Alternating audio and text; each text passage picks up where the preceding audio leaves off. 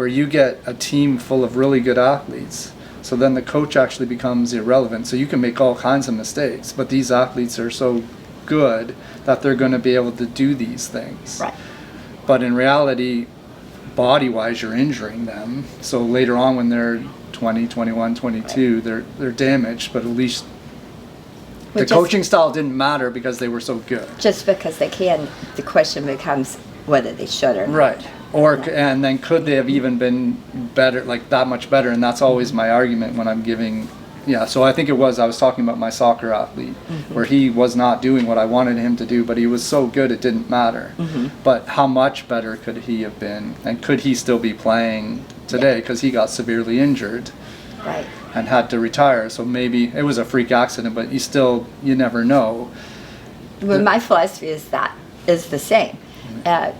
Practice smart, not harder. Yeah. And I think by practicing smart, we need to really pay attention to the body's signals that they're giving out. And regardless of whether they're strong or not, they're going to give out those signals that they are fatiguing.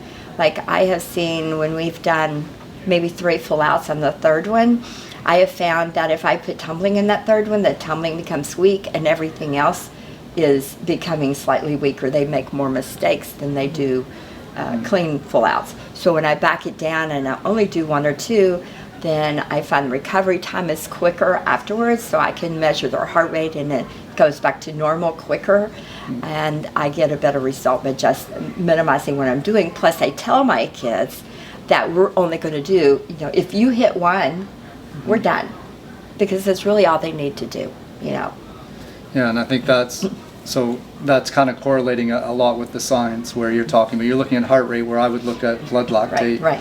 And the same things occurring is we are seeing it slowly creep up during the course of the practice, which means at some point it's going to interfere with motor unit activity. So regardless of what your belief is as a coach, the fatigue is actually starting to creep up to a point where it's going to interfere. So you're seeing it more from just visually watching the person. Right. And I'm kind of corroborating that, showing you that yes, there's a reason that's happening, and you need to stop pushing the kids so hard. Well, and I see the joints becoming looser, so as they land, like for instance, if I'm in the second full out and they're doing the jumps, which jumps recruit more muscles than any other skill, and I see them landing and I'm seeing looseness in the landing, they're not as engaged and not as strong in their landing forces. It's like, okay, we need to stop, because those landing forces have to be spread continuously over all the 3 different joints, the hip, the knee, and the ankle, as they land. And those are huge forces, sometimes 8 to 9 times their body weight coming down on them. And when I see in this little, it's like they're done. Their joints are becoming looser. That's dangerous. That's a signal to me that they are at a risk of injury. Plus the fact, and I'm just going to throw this in there, we haven't even talked about it, but water. I give my kids water breaks every 20, 30 minutes, and it's mandatory. They must drink water, because I know that if they reach where they've lost 2% of their hydration, then they are already at risk of injury also. So you throw that in there too. Yeah, like the nutritional component. And then coming back to the joints, just to corroborate, like there is a cheerleading study that proves what you just said, right? Where they took a look at, they only did the knee joint, right? But they showed that you're having a 29% increase in joint laxity as you're moving through the cheerleading practice. Right. And then I know gymnastics does a lot of research, but I just personally did research on a standing back tuck. I don't know if I talked about it at all, but the athlete actually, it was 10 times his body weight. Right. And if it was me and you watching, I was actually pretty happy with his landing. It wasn't like a stiff, over-aggressive landing. I thought, yeah, this is a good test. And we went back to the computer to take a look, and it ended up being 10 to 11 times his body weight. Wow. So if you factor in joint instability, high forces. Just think about it. 10 to, I mean, that's over 1,000 pounds. Yes. Of force coming down on the floor, and sometimes on a hard floor. Yeah. Which is, there is no forgiveness there. No.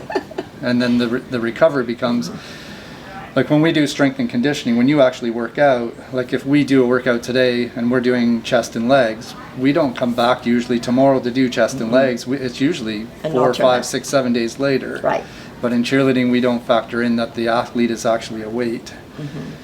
Well, it's actually abusing their bodies. Yes. By using the same muscles every single day and not giving them their rest period. Yeah. I mean, rest and recovery, I think, is almost more important than practice. Yes. I mean, it is. Yeah. Because if I can do it every other day, Mm-hmm. I feel like I get a better result from my kids. Yeah. A better routine.